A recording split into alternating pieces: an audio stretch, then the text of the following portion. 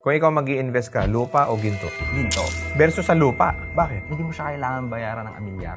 It is as good as cash. Pag nakikita nila yung value ng alahas nila ngayon, wow, double. 2.5 more. Gold is God's money. Hindi ba nasasamantala ng mga pawn shop yung pangangailangan ng mga tao dahil kadalasan maisasanla sa kanila napakababa ng value? Kailangan lang alam mo kung ano yung Dito sa Pilipinas, ang gold industry ba? Papalaki pa ba ito o papawala na? ang tingin nila wala ng future yung industry eh. Gusto ko siyang i-improve. Hindi lang siya basta paggawa art siya eh. Mas mahal pa ang alahas sa Pilipinas kaysa doon sa gawa sa ibang bansa dahil sa kanila, makina na ang gumagawa. Dito sa atin, handcraft pa rin.